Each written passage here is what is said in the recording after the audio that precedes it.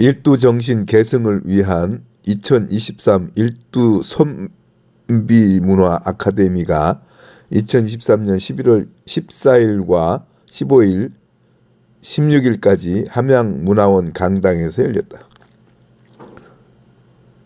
전날인 14일 오전 9시 30분부터 정순호 일두기념사업회 사무국장의 사회로 개장식에서 김윤수 이사장이 인사말을 하고,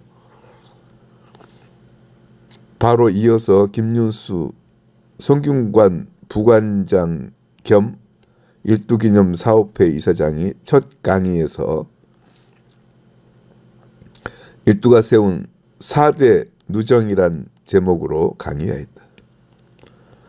김윤수 이사장은 강의에서 동방오현 세계문화유산 남계서원의 주향 일두정여창 선생의 유적은 일두종택과 남계서원이 있다며, 안이 삼동으로 유명한 화림동의 화석정, 농월정, 동어정, 군자정, 거연정, 양송정, 관운정, 모운정 등이 있었으나 화석정과 양송정은 빼곤 현존한다고 말했다.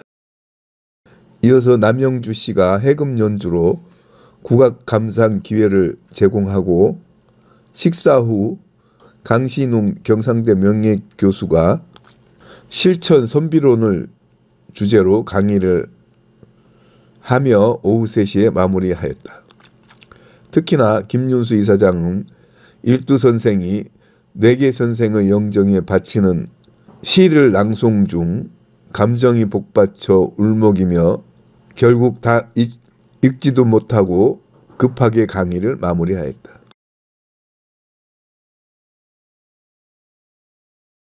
둘째 날인 15일에는 정인상 건축학 박사가 일두건축의 내력과 변천이란 주제로 강의하고, 정규혁의 생황국악공연, 허영자 시인이 문학과 우리들의 삶이란 주제 강의에서 요즘 들어 특히 인문학의 쇠퇴를 불러오고 있는 각종 징후를 논하면서 인문학의 핵심이 되는 문학의 위기를 말하고 있는 이들이 많다며, 시를 쓴다고 하여 배가 부르거나 시를 읽는다고 하여 어떤 가시적 혜택을 누릴 수는 없다면서, 시의 어떤 요소가 독자에게 시를 읽는 기쁨을 주고 깨우침을 줄지 깊이 생각해 봐야 한다고 말했다. 세 번째 날인 16일에는 일두 다큐멘터리 감상을 하고, 경남 정보대 정유지 교수의 일두 유적과 디카시의 만남 강의, 시낭송가 정태근 시인의 한시와 현대시 낭송법 강의를 끝으로 3일간의 일두 선비문화 아카데미 프로그램을 마무리하였다.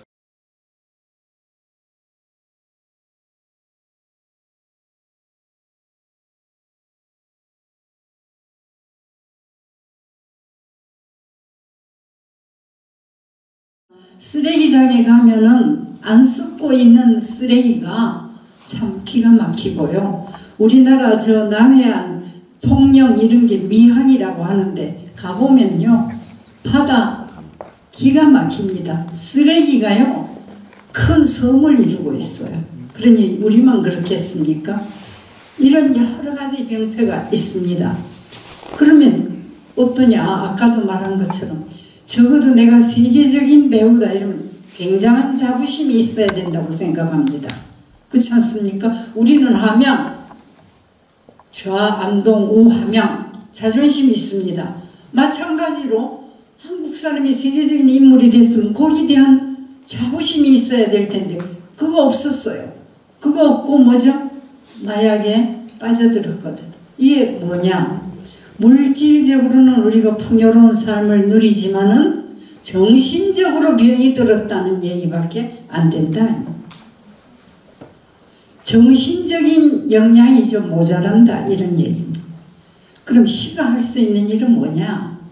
시는 제가 24살에 시인이 돼서 올해로 62년 시를 썼는데 부자도 안 되고요. 저 또 뭡니까? 출세도 못했고요. 뭐 그렇습니다. 그런데 왜 시를 하느냐? 이 현대사회라고 하는 것은 뭐냐?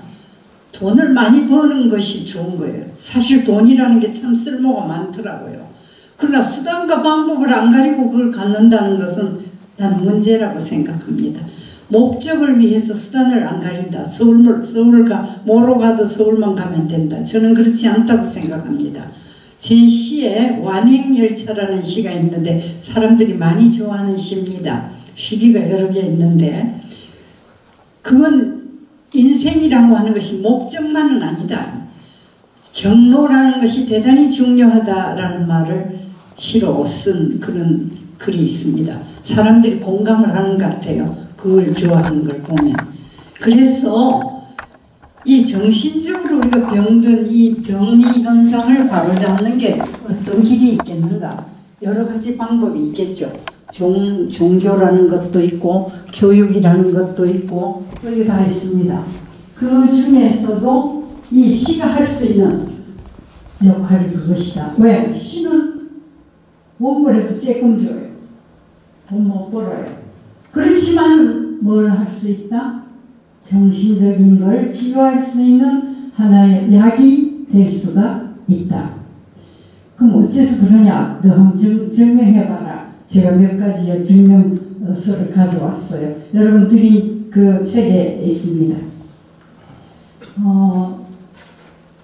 이 자본주의가 되니까 소위 도구적인 가치, 경환 가치가 힘을 쓴 겁니다. 돈이 힘이 있다 이런 얘기입니다. 그러니까 이런 경우에 뭐 시 같은 거 읽으랴, 돈 버는 방법 이렇게 해서 강의를 하면 이 강당 10배는 찹니다. 주식 투자하는 방법 하면 강당 꽉 찹니다. 근데 오늘 여러분들은 선비들께서 오셨습니다. 그런 사람들하고 조금 다르죠. 그럼 정말로 시가 그런 정신적인 어떤 자양이 될 수 있고 우리가 몰랐던 하나의 인생에 주는 어떤 훌륭한 맛이라고 할까? 이런 것이 있는가 하는 걸 제가 몇 가지 거기 얘기를 했습니다. 첫째는 거기 썼습니다만 시를 쓴다는 것은 창조행위입니다. 창조행위라는 것은 무에서 유를 창조하는 것이거든요. 그것이 너무 우리를 기쁘게 한다는 얘기입니다. 그 창조행위라는 것은 곧 뭐냐? 익숙했던 어떤 세계를 탈피하는 거다. 우리들이 가지고 있는 고정관념이라는 게 있습니다. 우리들이 가지고 있는 선입견이라는 게 있습니다. 빨갛다, 빨가면 뜨겁다, 불이다. 하나의 우리가 선험적인 하나의 선입견입니다. 불이 뜨거웠거든요. 그러니까 아이고 애기들이 촛불에 처음엔 그게 신기하니까 손을 내밀어요. 그러다가 어떡하죠? 뜨겁구나 하면 촛불 비슷한 것만 봐도 안 가려고 합니다. 그런 것이 우리들의 하나의 고정관념이 될 수가 있는 거다 이 말이죠. 그런 것을 깨트려주는 일을 하는 것, 즉 낯설게 하기라는 기법이 있어요. 이것이 바로 창작입니다. 가령 거기 시를 예를 하나 얘기를 들었습니다. 마음아 무엇을 머뭇대느냐? 가시나무에 조차 장미꽃 피는 이 좋은 계절에. 그런 시가 있습니다. 저는 이 시를 읽고 깜짝 놀랐어요. 왜? 저는 장미꽃에도 가시가 있다 이런 거에 익숙해 있었거든요. 장미꽃을 보기 전에는 장미꽃에 가시가 있는 줄 몰랐어요. 우리나라에 장미꽃이 지금 너무 많이 들어와가지고 어느 그 청도에서 밀양 가는 길인가요? 거기는 보니까 줄장미를 가지고 가로수 만들어 놨더라고요. 그 정도로 장미꽃이 많은데 옛날에는 우린 찔레꽃은 있어도 장미라는 거 없었어요. 그래서 장미 전시회 같은 걸 했다고요. 그래서 그걸 보러 가고 이랬는데 그 장미꽃에 가시가 없었으면 좋겠는데 만지니까 찌르더라고요. 그리고 라이나 마리아 릴케라고 하는 유명한 독일 시인이 있는데 그가 장미꽃을 손질하다가 가시가 찔려서 파상통에 걸려 죽었어요. 그걸 하니까 더 무섭더라고요. 장미꽃처럼 예쁜 꽃에 가시가 있구나. 괜히 불행해지고 조심스러워졌어요. 근데 이 시인은 뭐라고 했느냐? 이 시가 6월에 장미꽃이 핀. 마음아 무엇을 머뭇대느냐? 가시나무에조차 장미꽃 피는 이 좋은 계절에. 거꾸로 말했죠. 그러니까 갑자기 세상이 행복해지더라니까요. 이건 이 사람 이런 걸 창조행위라고 하는 거예요. 우리는 장미꽃에 가시가 있다. 이쁜 여자 만나도 저 사람 가시 있으라 성격이 표독하면 무섭지 이렇게 생각하는데 이건 거꾸로예요. 가시나무에조차 장미꽃이 피는 이 좋은 계절에. 그럼 뭡니까? 우리가 가지고 있던 하나의 고정관념, 여태까지 알았던 어떤 선지식이 팍 깨트려지지 않습니까? 이렇게 하면 이건 뭐죠? 아주 새로운 인식의 눈을 뜨게 되는 것 같아요. 이런 역할을 시가 하기 때문에 시를 많이 읽으면 현명해집니다. 그 다음에 시는 또 어떠냐? 시를 읽으면 좋은 점의 하나가 시를 쓰는 게 아까도 말한 언어입니다. 우리는 한국어로 시를 씁니다. 한국말 모르는 사람 없습니다. 한글만 배우면 한국어로 쓴 한국어 시를 읽을 수가 있습니다. 이걸 일반성이라고 얘기를 해요. 우리가 가령 의과대학을 한다 이러면 특별한 의학 용어가 있더라고요. 그건 전문적으로 하지 않은 사람은 우리는 모릅니다.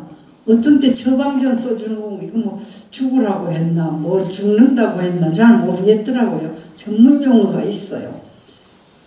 여기 저하고 다른 전공하신 분도 여기 계신데 그분들이 쓰는 독특한 그분들의 전문 용어는 일반적이지 못해요.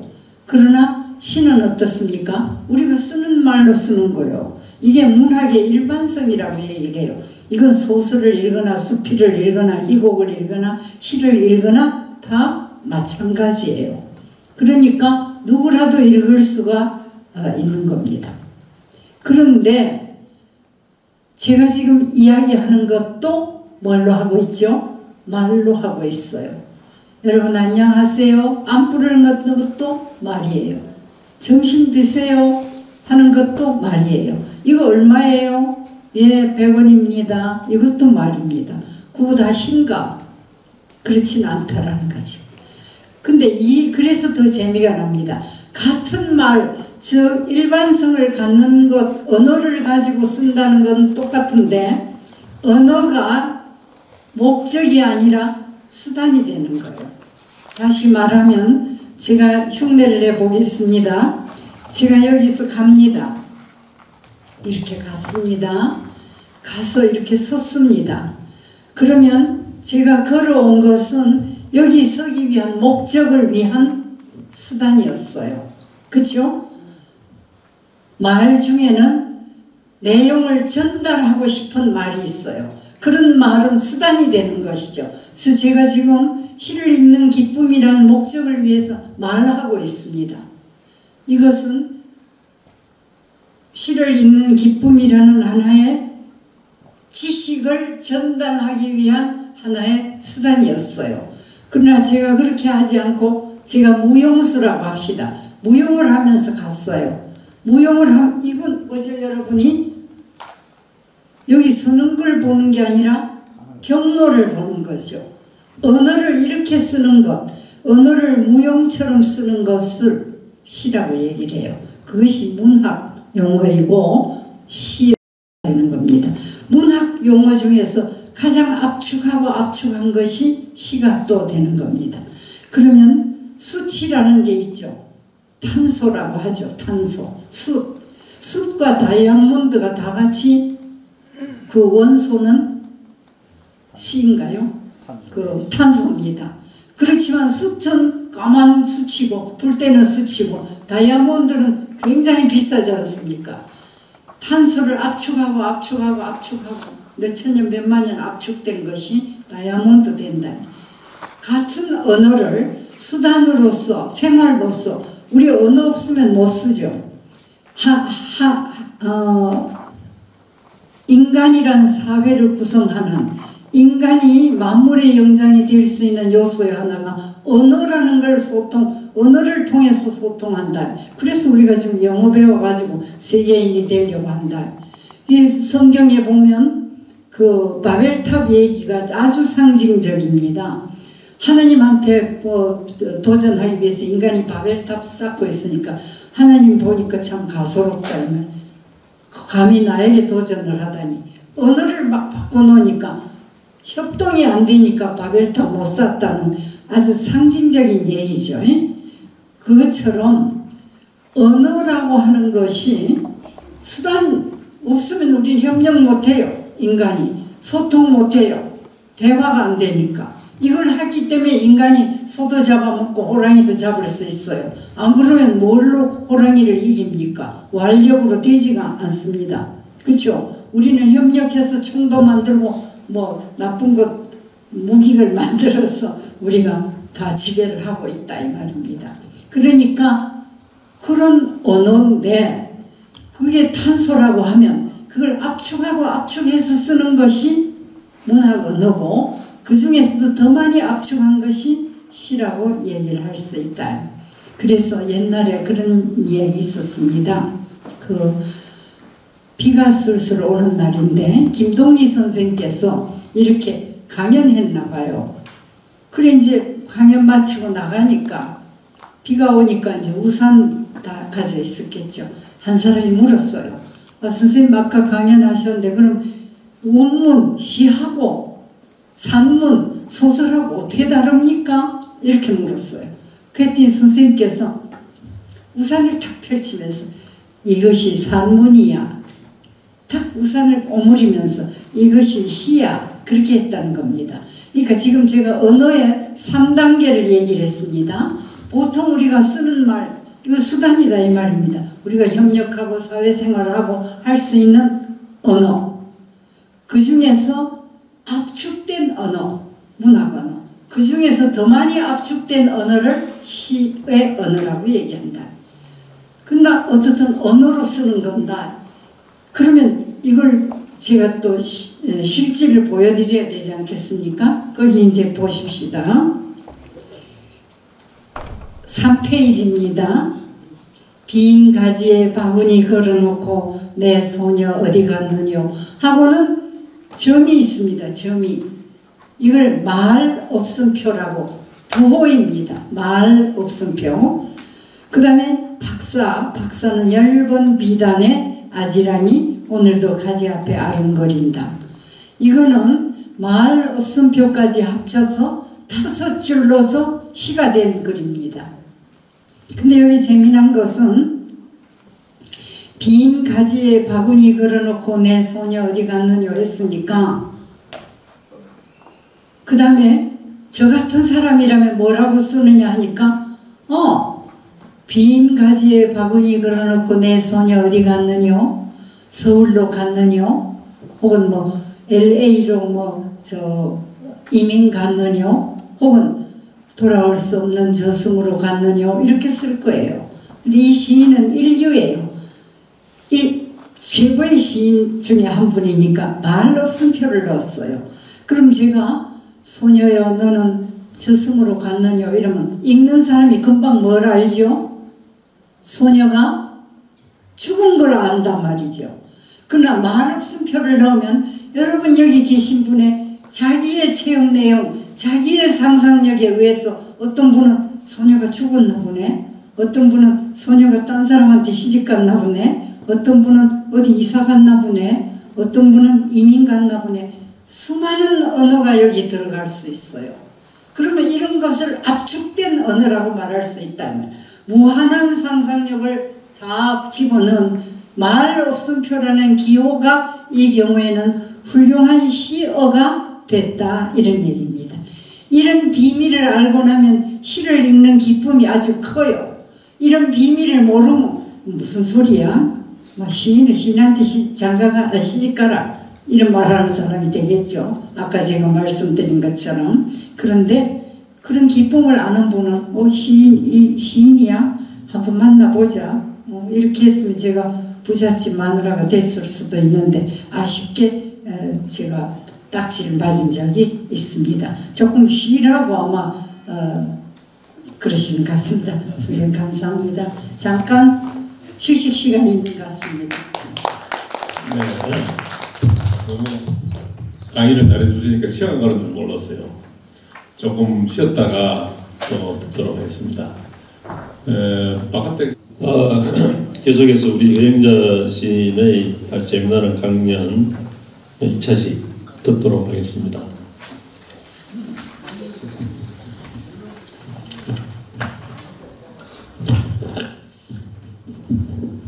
네, 저 바쁘신데도 불구하고 이렇게 열심히 들어주셔서 너무 고맙습니다. 이렇게 부호 하나도 점 하나도 시인에게는 말이 되기 때문에 말을 무척 아껴 쓰는 사람이 시인이고 말을 아껴 써서 만든 작품을 우리는 문학작품 중에서도 시라고 얘기를 합니다. 그래서 그 밑에 다시 한번 보시면 김영랑의 시가 있는데요. 모란이 피기까지는 내 마음을 아시리 내 혼자 마음 날같이 아시리 그래도 어디나 계실 것이면 내 마음에 때때로 어려우는 뒷글과 숨김없는 눈물에 간곡한 방울방울 푸른 밤 보이 맺는 이슬 같은 보람을 보밴 듯 감추었다 내 아들이지 아 그립다 내 혼자 마음 날같이 아시리 꿈에 나득히 보이는가 이건 거기 없습니다. 제가 줄였습니다. 향맑은 옥돌에 불이 달아 사랑은 타기도 하오련만 불빛의 연기인 듯 희미로운 마음은 사랑도 모르리 내 혼자 마음은 그런 시가 있습니다. 보면 우리가 아무리 친한 친구라도 내 부부라도 부모 자식간이라도 나 같은 사람 없어요. 그죠? 내 마음 같지가 않을 때가 많다고요. 그래서 남편이 원망스럽고 아내가 깝깝하고 어떻게 내 마음을 그렇게 몰라주니 친구한테도 이런 말을 씁니다. 그래서 그런 걸 이 시로 썼는데 여기에서 제가 주목하는 건 내 마음을 아시리 내 혼자 마음 날같이 아시리 그래도 어디나 계실 것이면 이랬거든요. 그러니까 이거는 뭐냐 내 마음을 알 사람 찾았고 찾고 또 찾았다 이런 얘기입니다. 아무리 찾아도 없더라. 저기 있는가 여기 있는가 어디 있는가 찾아도 없어. 아유 이 세상에 내 마음 아는 사람 없어. 이러면 끝입니다. 그런데 그래도 라고 얘기를 했거든요. 이건 뭐죠? 그래도라는 말을 통해서 자꾸 많이 찾았다라는 말이 이 속에 들어있는 거예요. 아무리 찾아도 없더라. 많이 찾았다라는 말을 그래도라는 말이 들어감으로써 그 앞에 많이 찾았단 말 안 써도 됐다 이 말입니다. 그죠? 그게 생략이 돼버렸어요. 많이 찾았다. 그게 생략이 됐어요. 그래도라는 말은 명사도 아니고 아무것도 아니에요. 말과 말을 이어주는 접속사예요. 그런데 접속사가 갑자기 수많은 말을 함축할 수 있다. 이렇게 쓰는 것이 시의 말입니다. 그래서 이런 걸 조금만 알면은 어떻죠? 재밌게 우리가 시를 읽을 수가 있어요. 그렇지 않습니까? 말을 많이 하는 것보다 적게 하고 알아들으면 너무 좋잖아요. 여러분도 그런 경험 계신지 몰라요. 저 옛날에 연애할 뻔한 일이 있는데 그 사람 말 안 했어요. 멀리서 저를 쳐다만 보더라고요. 근데 그 눈이 말하고 있더라고요. 뭐라고? 당신 좋아해요 이러길래 저도 말하기 싫어서 눈으로 저도 좋아해요 그랬죠. 그런데 그게 더 기쁘더라고요. 말로 하는 것보다. 그 사람하고 결혼은 못했습니다만은. 그래서 이렇게 함축적인 말, 눌러서 가장 적은 말로 많은 말을 하는 것. 그것은 침묵에 가까운 언어. 침묵에 가까운 언어가 시의 언어입니다. 같은 언어 중에도. 그 다음에 셋째로 우리가 생각해 볼 수 있는 것은, 시라는 것은 있는 현실을 현실대로 얘기하는 게 아니에요. 있는 현실을 얘기하더라도 그것이 신문기사처럼 사실적인 기록이 아니고 우리가 이상으로 하는 세계, 있기를 바라는 세계에 천착하는 것이 또한 시다. 우리 국민들이 가장 좋아하는 시가 윤동주의 이 시입니다. 서시라는 시인데, 죽는 날까지 하늘을 우러러 한 점 부끄럼이 없기를. 잎새에 이는 바람에도 나는 괴로워했다. 별을 노래하는 마음으로 모든 죽어가는 것을 사랑해야지.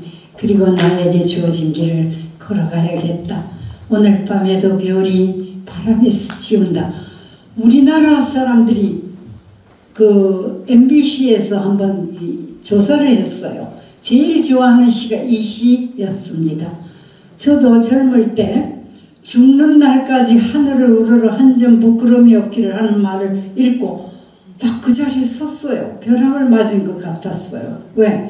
이것은 어떤 윤리 도덕의 차원을 뛰어넘는 인간이 정한 어떤 제도적인, 인간이 정한 약속을 뛰어넘는 절대 도덕률의 세계라고요. 왜? 난 옆 사람 속일 수가 있어요. 그렇지만 내가 나를 속일 수는 없어요. 내가 나라고 하는 것은 이미 뭐죠? 절대자거든요. 그럼 그것은 뭡니까? 나의 그 소위 슈퍼 에고라고 하는데 초자라고 얘기를 해요. 그럼 그것은 벌써 하늘과 통하는 길이거든요. 죽는 날까지 어떻게 사람이 한 점 부끄러움이 없을 수가 있습니까?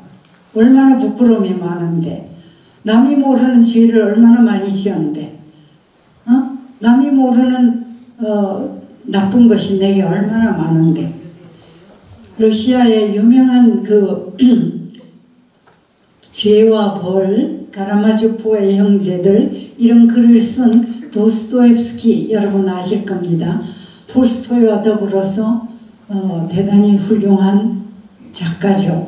그분이 말한 게 있어요. 참 재미난 말인데, 상대편을 욕하고 싶을 때 상대편 뭐 잘못하는가 따질 거 없다는 거죠. 내 속에 있는 나쁜 점만 지적. 내가 네 비겁하면 야 이 비겁한 자야. 내가 거짓말쟁이면 야 이 거짓말쟁이야. 뭐 자기 속에 있는 나쁜 거 싹 다 얘기하면 상대편에도 들어맞는다. 그런 얘기를 도스토옙스키가 했어요. 그렇습니다. 우리 속에는 우리가 뭐죠? 숨기고 있는, 나만이 알고 있는 나의 잘못이 많다고요. 근데 어떻게 죽는 날까지 한 점 부끄러움이 없기를 바라겠습니까? 그러나 이것은 바라는 거죠. 당위의 세계라고 그래요. 우리가 있기를 바라는 세계. 그렇잖아요? 한 점 부끄러움 없기를 살고 싶어요. 근데 남 모르는 내 부끄러움 너무 많아요. 그러니까 이런 시를 읽으면 반성도 되고, 이것은 없는 세계를, 우리가 꿈으로 하는 세계를, 꿈이라는 거, 이상으로 하는 세계를 펼쳐 보여주는 것이 시거든요. 그러니까 하면서 도둑놈도 이 시를 읽으면 어머 나도 그러고 싶어 이럴 것 같아요. 그만큼 이 시라는 것이 힘이 있어요. 이런 것이. 그 다음에 다시 또 말씀드릴 수 있는 거는, 시는 우리 영혼의 상처와 아픔을 위로하고 현실을 극복할 수 있는 힘을 주기도 한다고 그랬습니다. 한편의 시가 때로 어떤 사람에게는 그 일생의 향방을 결정짓는 영향을 줄 수도 있다. 삶이 그대를 속일지라도 슬퍼하거나 노여워하지 마라. 슬픔의 날을 참고 견디면 곧 기쁨의 날이 오리니, 현재는 언제나 슬픈 것, 지나간 뒤면 그리워지는 것이려니. 푸시킨이라고 여러분들이 러시아에, 지금 러시아가 됐죠. 러시아에 가시면 국민시인이라고 합니다. 푸시킨. 이 사람 무덤가에는 항상 꽃이 놓인다고 그래요. 그만큼 백성들의 사랑을 받는 국민시인이에요. 푸시킨이. 푸시킨의 이 시인데 제가 젊은 날 이 시를 읽고 얼마나 위안을 받았는지 몰라요. 삶이 그대를 속일지라도 슬퍼하거나 노여워하지 마라. 슬픔의 날을 참고 견디면 곧 기쁨이 날에 오리니. 현재는 언제나 슬픈 것, 지나간 후이면 마음은 미래에 사는 것. 현재는 언제나 슬픈 것, 마음은 미래에 사는 것, 지나간 뒤 현재는 언제나 슬픈 것, 지나간 후이면 그리워지는 것이라니. 사실 지금 젊은이들이 살기 어렵다고 소리를 지르는데 우리 어릴 때 하고 생각하면 지금 너무 공주님이고 왕자님이죠. 아까도 말씀드린 것처럼 너무나 어려운 시기를 안 죽고 살아왔기 때문에 또 그 사회라고 하는 그 인간 사회라고 하는 그 단단하고 굳은 벽에 단단하고 굳은 돌문에 내 젊은 이마는 얼마나 부비면서 피를 흘렸던가. 기가 막히죠. 그럴 때에 이 시를 읽고 저는 용기를 얻었어요. 죽겠더라고요. 젊을 때. 지금 모두 뭐 집을 못 사서 어렵다, 뭐 취직이 안 돼서 지금 아르바이트만 해도 살고 있더라고요. 우리는 그런 게 막혀 있었어요.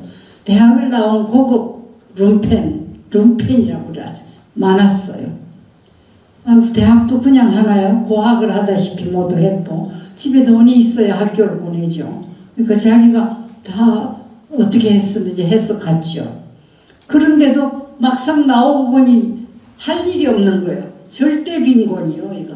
지금은 상대적인 박탈감 때문에 못 살겠다 그래. 서울 강남 사람하고 강북 사람이 똑같은 돈을 주고 집을 사는데 강남은 10배가 오르고 강북은 하나도 안 올랐어요. 그럼 상대적인 박탈감이 있겠죠.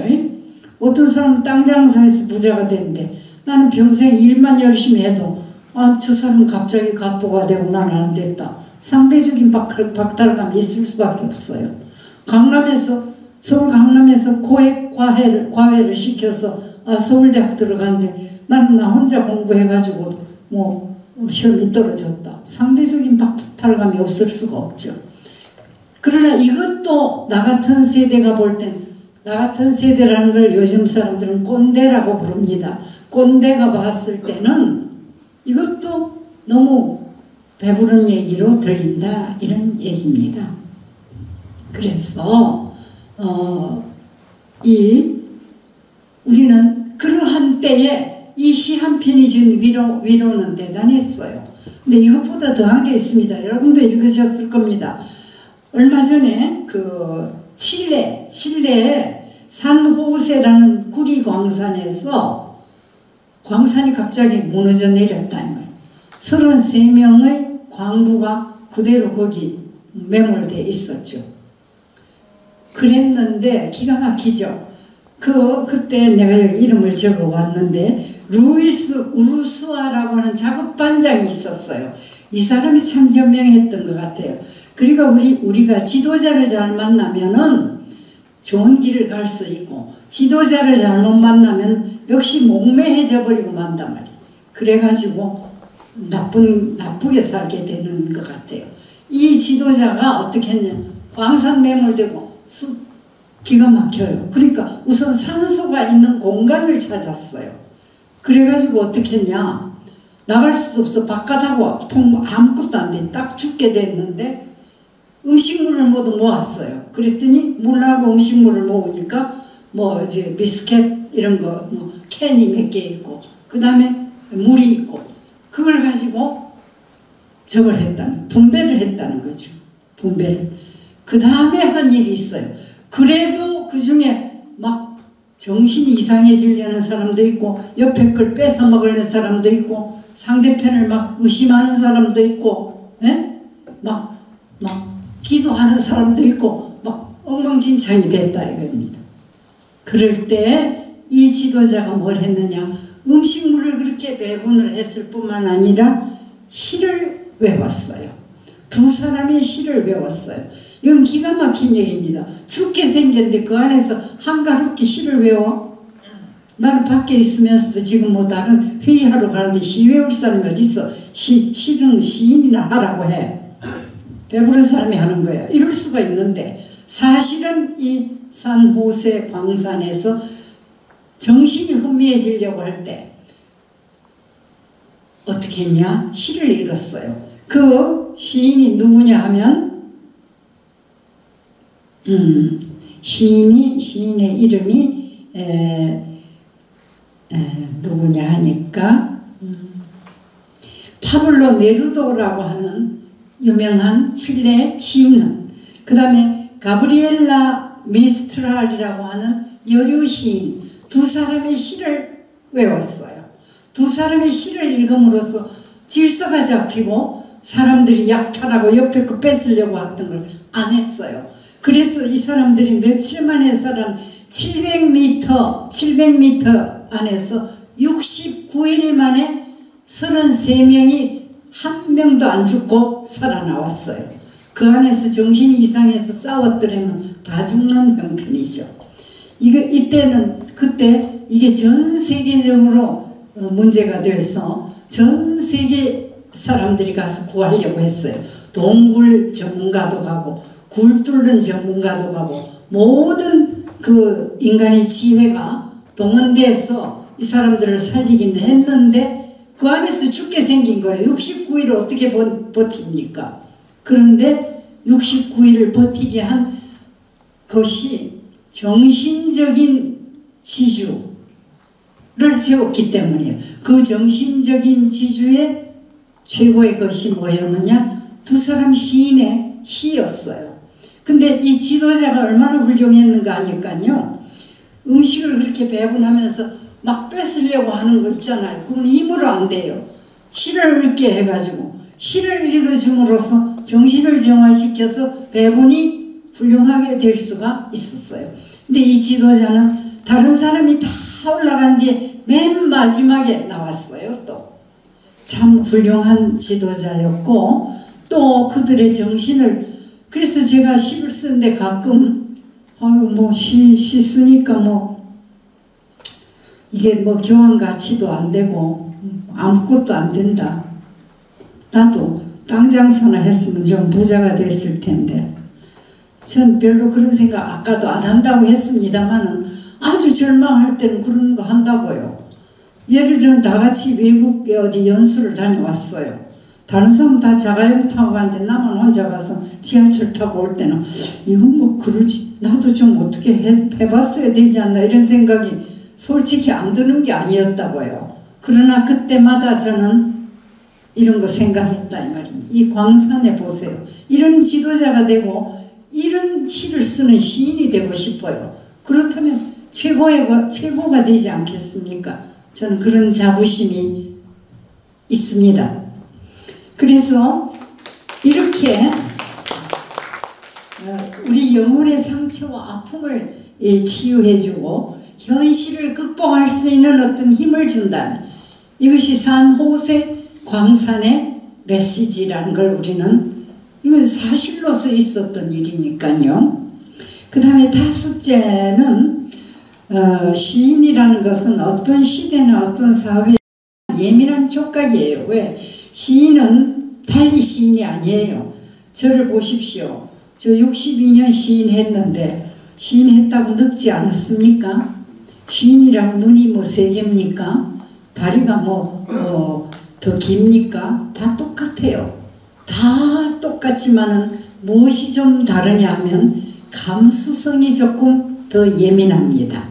그렇기 때문에 외부의 충격이나 외부의 자극에 대해서 금방 반응을 하게 돼 있어요. 그것이 이제 남다른 조금 타고난 천품의 하나라고 할 수 있는데, 그렇기 때문에 시인을 슬프게 하는 사회는 나쁜 사회다 이 말이에요. 왜? 이 예민한 촉각이 포착하기에 상처 입으면은 이건 안 좋은 사회가 되지 않겠습니까? 그러니까 이 불의롭고 부당한 사회가 오면 시인은 저항적인 시를 씁니다. 그 사회가 아주 안정적이고 행복하면은 긍정의지를 나타내는 글을 쓰는 것이 시인이에요. 그래서 우리나라에서도 보면 이 사회라는 게 언제나 파라다이스 아니거든요. 지옥 같은 때도 있다면 지금 보세요. 저 우크라이나나 저 지금 가자 지구 보십시오. 저는 우크라이나 전쟁이 일어났을 때 소름이 끼쳤어요. 6.25가 생각났기 때문에. 전쟁이라고 하는 건 인간이 저지르는 최고의 악덕이라는 걸 나는 13살 먹을 때 알았어요.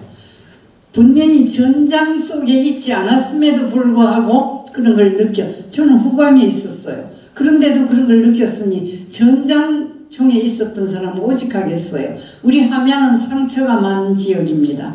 그야말로 선비의 고장이었지만은 이 지리산 무슨 덕유산 또 무슨 산 해가지고 이 소위 빨치산이라는 게 있어가지고 이 군경과 대치 토벌대하고 다 우리 형제인데 다 같이 싸웠다 이 말. 그런 비참한 비극의 땅이 우리고 우리 함양도 그 중에 가장 상처가 많은 땅이라고 생각합니다. 산청, 함양, 거창. 근데 거창 신원리 사건은 알려지고 거기는 많이 위로를 받았는데 우리 함양은 그렇지 못하더라고요. 산청, 함양. 옛날에 제가 어릴 때는 호랑이 나오는 지역이었는데 다음에는 어떻죠?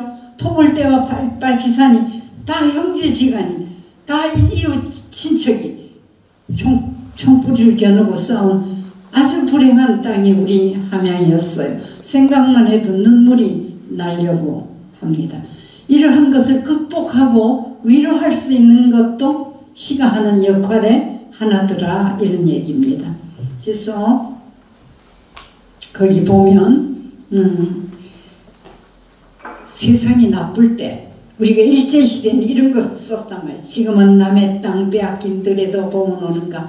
이상화라는 독립지사 집안의 시인이죠. 대구에 가면 이상화 고택이 복원이 되어 있습니다. 그래서 거기 청라언덕 거기에서 3.1 만세 운동도 했다 그래요. 거기에 또 아주 유명한 선교사의 집도 그대로 있습니다. 대구에 가면 꼭 거기는 여러분이 가보시면 좋습니다. 이때 이런 시를 거기 썼습니다. 제가 읽어보겠습니다. 지금은 남의 땅 빼앗긴 들에도 보면 오는가. 여기 찾아온 게 있는데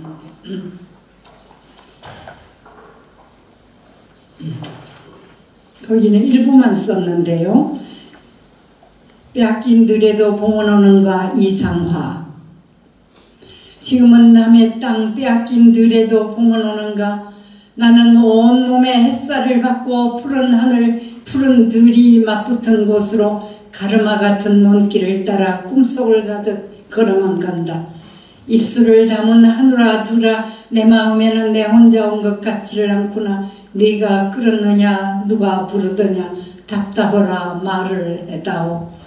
바람은 내 귀에 속삭이며 한 자국도 섰지 말라 옷자국을 흔들고 종다리는 울타리 넘어 아씨같이 구름 뒤에서 반갑다 웃네. 고맙게 잘 자란 보리밭아 간밤 자정이 넘어 내리던 고운 비로 혼자라 너는 삼땅 같은 머리털을 감았구나. 내 머리조차 가뿐하다. 혼자라도 가쁘게나 나가자. 마른 논을 안고 드는 착한 도랑이 젖먹이 달래는 노래를 하고 제 혼자 어깨춤만 추고 가네. 나비 제비야 깝치지 말라. 맨드라미 들막꽃에도 인사를 해야지. 아주까리 기름을 바른 이가 치신 맺은 그 들이라도 보고 싶겠다. 내 손에 호미를 쥐어다오.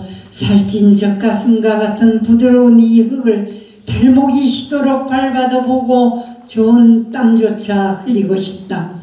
강가에 나온 아이와 같이 짬도 모르고 끝도 없이 닿는 내 호나 무엇을 찾느냐 어디로 가느냐 우습다 말을 하려무나. 나는 온몸에 풋내를 띠고 푸른 웃음 푸른 서름이 어우러진 사이로 다리를 절며 루를 걷는다. 아마도 봄 신명이 짚혔나 보다. 그 다음이 중요해요. 그러나 지금은 들을 빼앗겨 봄조차 빼앗기겠네. 이런 시를 썼습니다. 이게 1920년대 어떤 사람은 친일을 하고 어떤 사람은 나라를 팔고 이럴 때 시인은 이렇게 외쳤습니다. 그래서 지금은 땅을 빼앗겨서 봄조차 빼앗기겠네. 이렇게 직설적으로 외침을 했으니까 어떻습니까? 당장 잡혀갔죠. 그래서 옥고를 치렀습니다. 이때는 왜 그랬을까요? 좋은 세상인데 이런 시를 썼을까요? 일제 탄압기단 말이지. 강탈을 당한 이 피압박 민족이 다 숨고 겁나고 할 때 이상화 시인은 이렇게 외쳤습니다. 그러니까 시가 힘이 없다는 말도 거짓말이다 이 말입니다. 이 시는 지금 읽어도 우리의 피가 끓으려고 한다.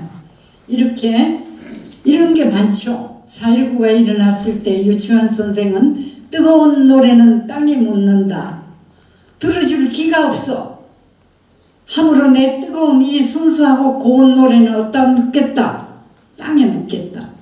또 여러분이 잘 아는 분이 있어요. 김지하라는 분이 오적이라는 시를 썼어요. 그것은 공산주의를 찬양하는 시가 아니에요. 그건 그 당시 부패한 우리 사회를 고발하는 시였어요. 다만 그 시가 이적 행위에 속했어요. 왜? 이북에서 그걸 가져가서 자기네 선전 도구로 했어요. 봐라, 이남은 이런 땅이다. 이렇게 썩어 빠졌다. 오적이 횡행하는 땅이다. 그것이 뭐가 됐죠? 이적 행위가 된 거예요. 그래서 잡혀가서 재판도 받고 감옥에도 갔었습니다. 그러니 뭐 분지라고 하는 또 그 남정현이라는 소설가가 쓴 소설이 있었어요. 분뇨할 때 분지니까 여러분 무슨 말인지 잘 아시겠죠? 우리말로 바꾸면 좀 쌍스러운 표현이 돼서 분지. 그런데 역시 이게 이북에서 가져가서 자기네 선전도구로 해서 우리가 볼 땐 그것이 뭐죠? 이적행위가 된 거예요. 그래서 그 시를 그 소설을 실었던 현대문학을 전부 다시 수거를 해서 없애는 이런 불상사가 있고 작가는 감옥에 가지 않을 수가 없었습니다. 근데 그분은 사실 우리 쪽에서 보면 지금은 그보다 더한 얘기라도 우리는 뭐죠? 표현의 자유가 있기 때문에 안 갑니다. 다만 우리 걸 이북이 그렇게 나쁘게 이용을 했다라는 겁니다. 그래서 그러나 그건 그때 우리 사회의 비리와 우리 사회의 병폐를 고발했다. 우리 사회가 좋으면은 찬양하는 글을 쓰죠. 그렇죠?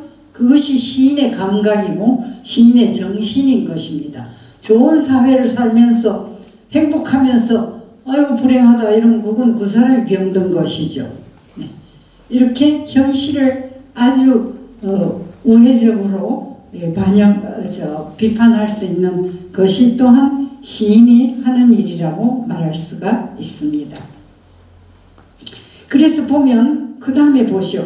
나무로 창을 내겠소. 밭이 한참 가리 괭이로 파고 호밀은 풀을 베지요. 풀을 매지요. 구름이 꼬인다 갈리 있어. 새 노래는 공으로 들으라오. 강냉이가 이끌랑 함께 와 자셔도 좋고 왜 사냥은 웃지요. 이건 뭐 한시에 비슷한 게 나옵니다만은 보십시오. 이거는 뭐죠?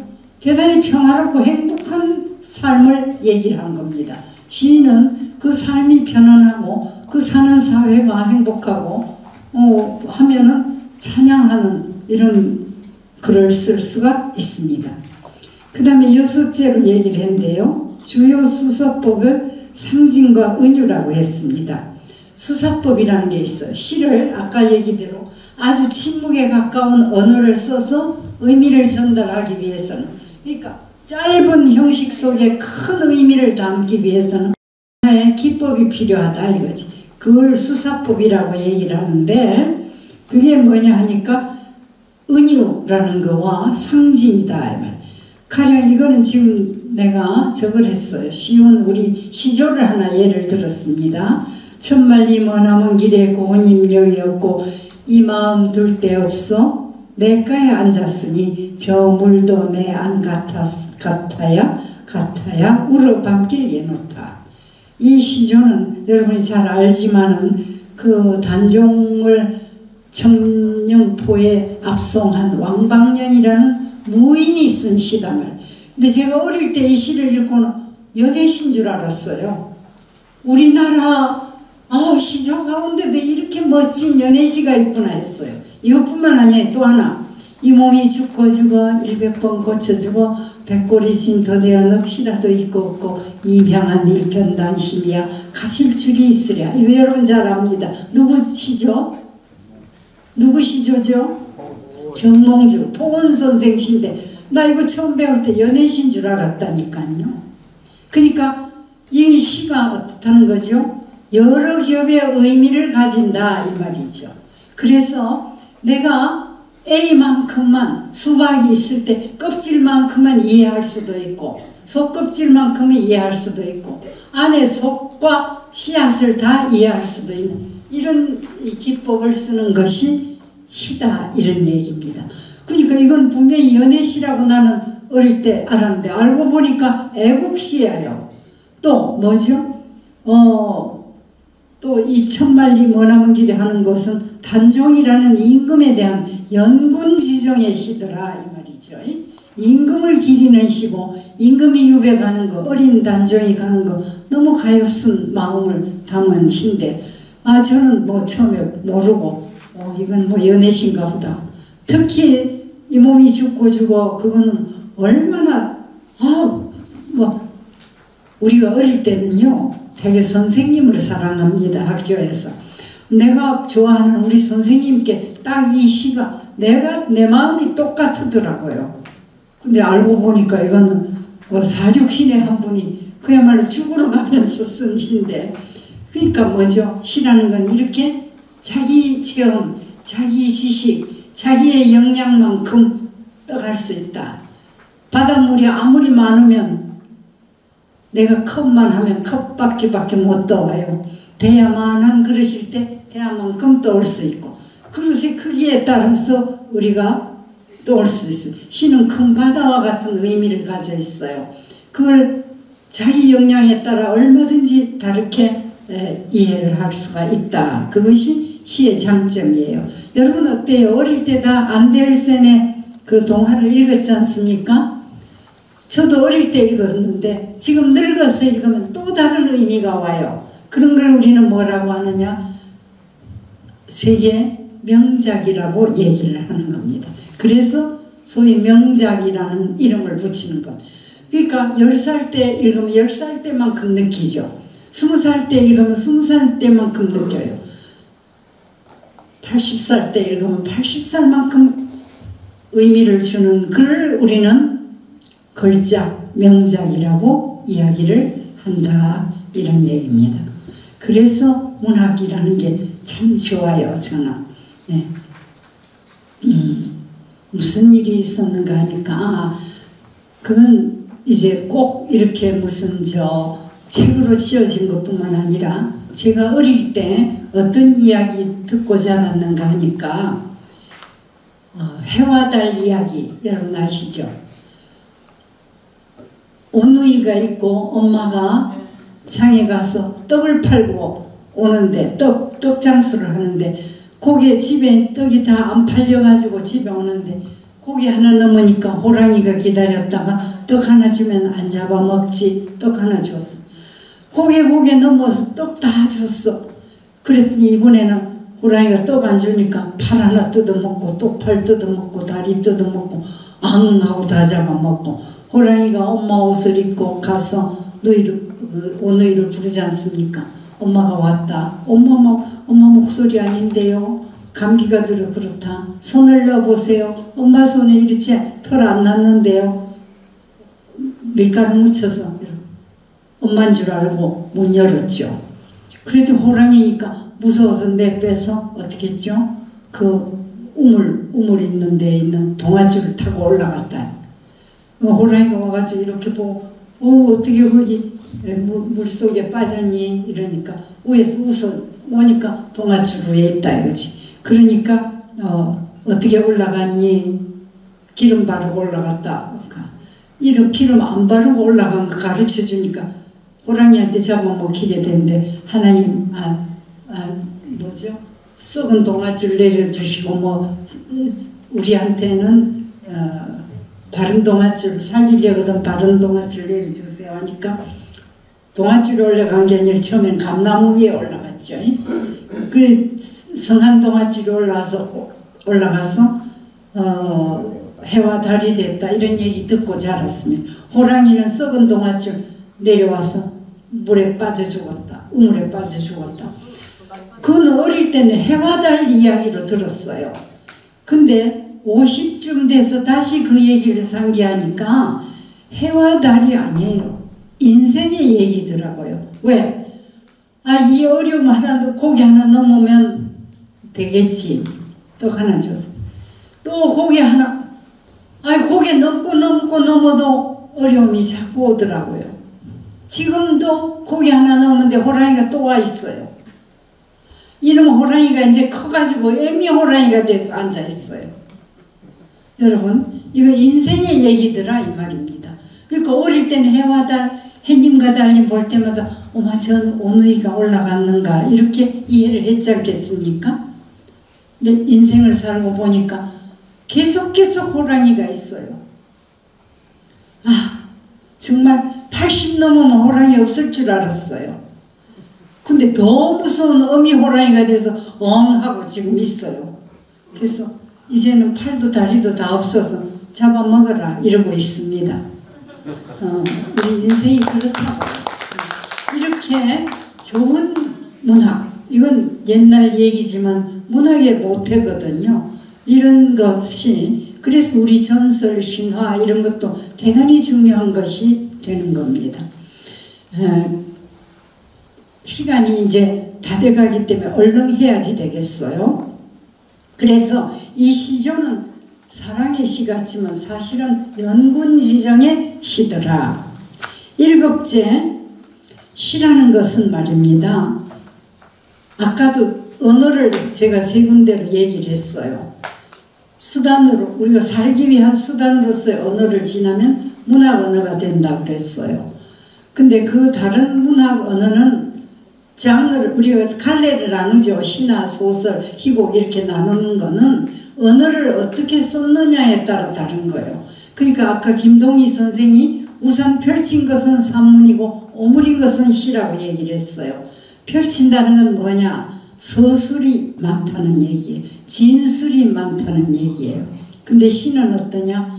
언어를 통해서 하나의 그림을 그려요. 이걸 시각적 이미지라고 얘기를 해요. 눈앞에 무엇이 선하게 혹은 귀에 들리게 또는 맛으로 느낄 수 있게. 강나루 건너서 밀밭길을 구름에 달가듯이 가는 나그네 길은 외줄기 남도 300리 술 있는 마을마다 타는 저녁놀 구름에 달가듯이 가는 나그네. 우리나라 가장 아름다운 서정시 중에 하나라고 박목월 선생의 나그네라는 시 우리 교과서에서 배웠어요. 거기 보면 술 있는 마을마다 타는 저녁놀 했어요. 이 시 전체가 하나의 그림입니다만은 강나루 건너서 밀밭길을 하면 눈에 보이지 않습니까? 구름에 달가듯이 가는 나그네. 눈에 보이는 걸 시각적 이미지라고 하고 구름에 달가듯이 간다. 구름에 달가듯이 표표에 가고 있는 그 역동성이라고 그래요. 역동적인 거. 그 다음에 길은 외줄기 남도 300리 하면 다시 또 눈앞에 광경이 돼요. 술 있는 마을마다 타는 저녁놀 하면 우리 술 먹으면 어떻게 되죠? 얼굴이 붉어지지 않습니까? 노을빛과 술 있는 마을 하면 뭐죠? 후각. 술 냄새. 우리나라 함양의 술 참 유명한 술 동동주 뭐 이런 거 많습니다. 그거 옛날에는 이 양반집들이니까 5대 제사 지나지 않습니까? 동제사라고 그러더군요. 그때마다 가양주 빚었죠. 유명해요. 우리도 일찍 이걸 세계화했으면 지금 대단한 술이 되지 않았을까. 제가 무척 그거 맨날 아쉬워하는 점입니다. 조그마한 힌트가 큰 결과를 얻을 수도 있는데 그걸 놓쳤다 이런 생각이 있습니다. 배상면도가라는 게 지금 유명하거든요. 우리도 그런 거 할 수 있었다고 생각합니다. 함양에서도. 그건 옆으로 또 얘기가 갔고, 그래서 보면 시라는 것은 시각적인 거, 청각적인 거. 가령 여러분이 그 노래 아실 겁니다. 넓은 벌 동쪽 끝으로 옛 이야기 지절되는 실개천이 휘돌아나가고 얼룩배기 황소가 해슬피 금빛 게으른 울음을 우는 곳, 그곳이 차마 꿈에 늘 이칠리야. 정지용의 향수라는 거죠. 이동원 씨가 노래했어요. 거기 보면 옛 이야기 지줄되는 실개천 흐르는 소리를 옛 이야기를 하는 귀에 들리는 것 같잖아요. 또 금빛 게으른 울음이라고 그랬어요. 얼룩배기 황소 눈앞에 있어요. 얼룩배기는 칙소를 얘기를 하는 겁니다. 지금 그 젖소를 얘기하는 게 아니고 얼룩배기 황소가 해설피 금빛 울음을 우는 곳이라고 그랬어요. 울음소리는 소리입니다. 귀예요. 근데 그 소리를 금빛이라고 하는 시각적인 이미지하고 합쳤어요. 이런 걸 감각 중에 공감각이라고 얘기를, 조금 전문적인 얘기를 쓰면 그런데 이렇게 쓰는 것이 시다 이런 얘기입니다. 아니 소리에 무슨 금빛이 있어요? 근데 우리가 거짓말이다 이래 안 하거든요. 구름에 달 가듯이 가는 나그네, 달이 왜 구름 가요? 아니죠. 구름이 움직이는 거 아니에요. 근데도 아무도 그거 과학적 아니야 이렇게 안 하거든요. 거짓말쟁이네 방목을 이러지 않거든요. 우리가 거기 공감한다 이 말입니다. 이렇게 쓰는 것이 시예요.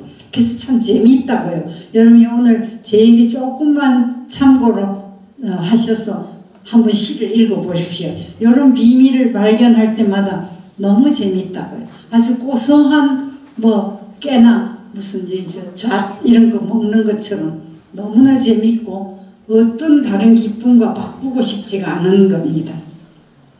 그 다음에 여기도 하나 예를 들었죠. 저 뒤에 봅시다. 그 내용 없는 아름다움처럼 가난한 아이에게 온 서양 나라에서 온 아름다운 크리스마스 카드처럼 어린 양들의 등성이에 반짝이는 진눈깨비처럼. 여기는 무슨 뭘 전하려고 안 합니다. 하나의 정경을 얘기를 하고 있는 겁니다. 이것도 뭘 또 이렇게 했느냐. 북치는 아이들이라는 음악이 있어요. 그 음악을 언어로 표현하자면 이렇게 된다는 거죠.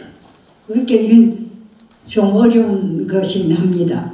북치는 소년이라는 음악을 들으면 시인은 이렇게 그 음악을 말로 표현할 수 있다라는 것이 되는 겁니다.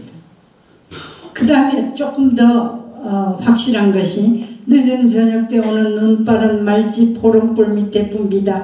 늦은 저녁 때 오는 눈발은 조랑말 발꿈 밑에 붐비다. 늦은 저녁 때 오는 눈발은 여물 써는 소리에 붐비다. 늦은 저녁 때 오는 눈발은 변두리 빈틈만 다니며 붐비다. 이건 완전히 하나의 그림입니다. 막 눈이 내리는 모습이 그대로 전해지는 하나의 이미지다. 이렇게 시는 서술을 하는 것이 아니라 이렇게 하나의 이미지로 표현하는 것을 주로 하는 것이다 이런 얘기입니다. 그 다음에 훌륭한 시는 훌륭한 다른 예술이 그런 것처럼 중요한 메시지를 전하고 있어요. 그래서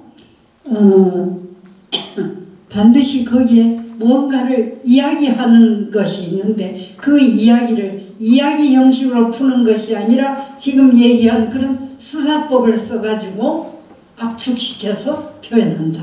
그 예를 하나 제가 거기 들었습니다.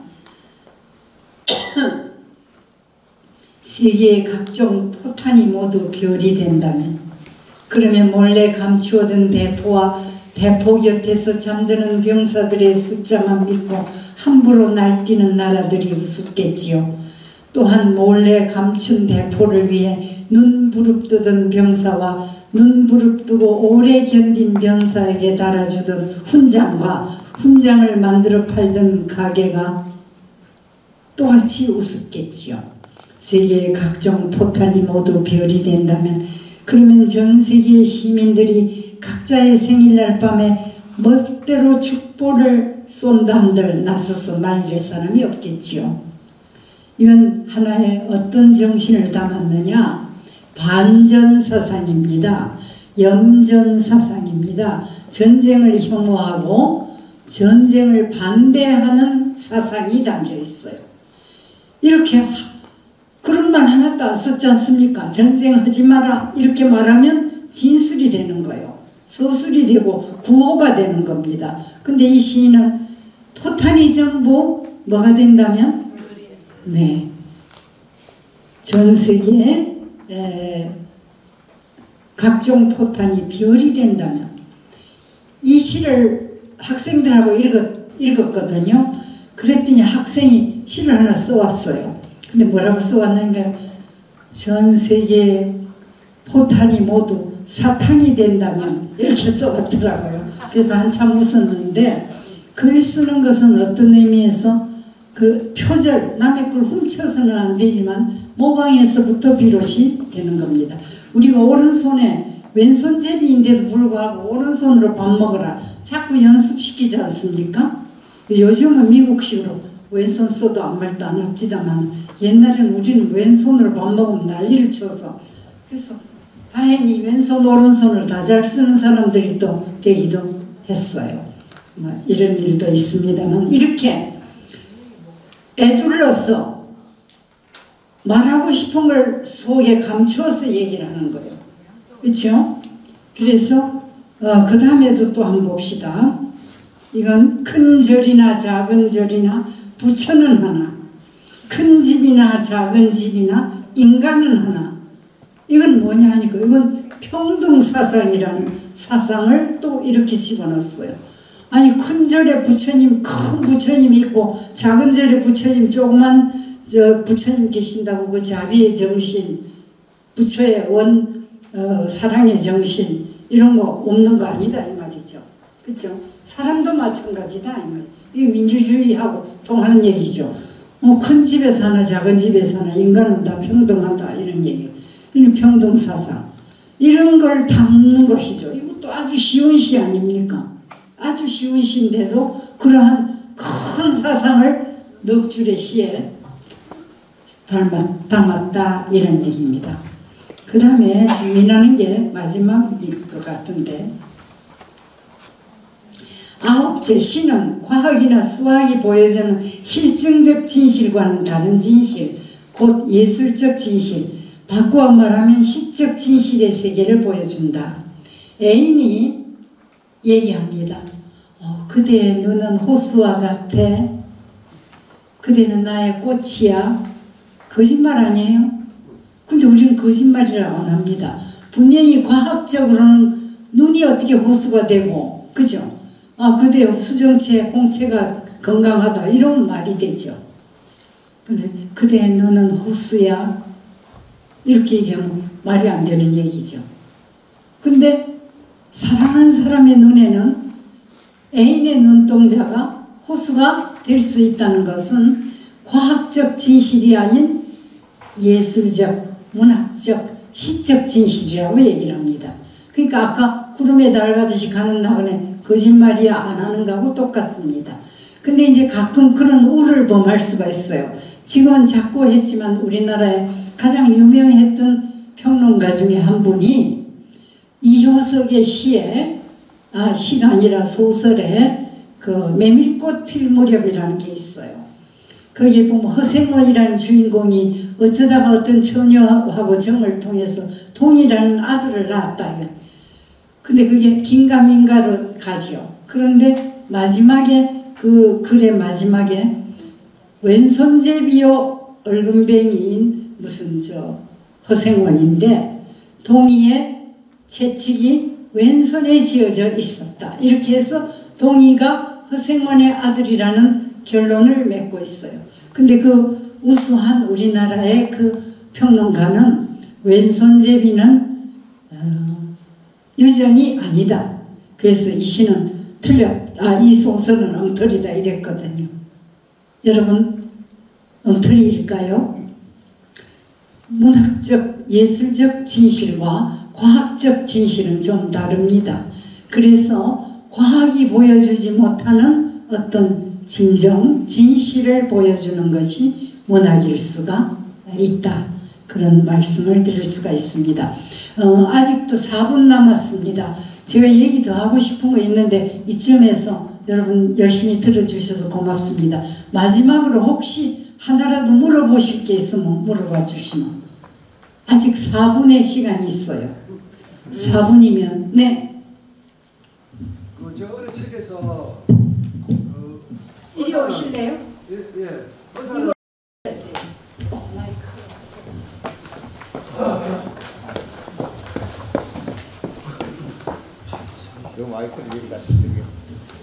이거 의사는 그 사람의 몸을 치료하고 문학은 정신을 치료한다. 그런 말을 들은 적이 있는데 그게 어떤 이치입니까? 우리가 아프면 어떡하죠? 병원에 가야죠. 어디가 아프죠? 몸이 아픕니다. 요즘은 정신병도 옛날에 모두 감췄어요. 근데 지금은 그것도 치료가 됩니다. 그렇죠? 근데 그 치료 방법은 어떻죠? 뭐 약만 주지 않습니다. 대화를 하고, 그렇죠? 그 대화를 하는 것 중에, 그러니까 정신에 영향을 줄 수 있는 게 여러 가지 있는 중에 문학도, 시도 그런 역할을 할 수가 있다. 정신병원에 가면 그림을 그리게도 해요. 그림을 통한 치유법, 음악을 통한 치유법, 요즘은 문학을 통한 치유법, 이런 치유법이 있습니다. 그런 걸 제가 얘기를 한 겁니다. 네. 고맙습니다. 질문해 주셔서. 네.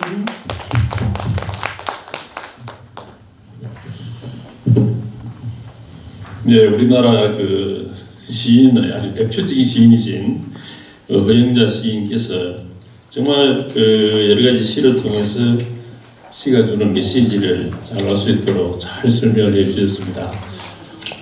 이 시간 이후 여러분들도 시를 더 사랑해 주시고 또 더 나아가서 자작시도 한번 지어서 한번 해보시는 분도 좋을 것 같습니다. 멋진 그 강연을 해주신 강사님께 다시 한번 큰 박수 보내주시기 바랍니다. 고맙습니다. 저 좋은 음식, 새로운 음식 잡수듯이 시도 읽으시면 아주 맛있는 그런 영양이 될 수가 있습니다. 고맙습니다.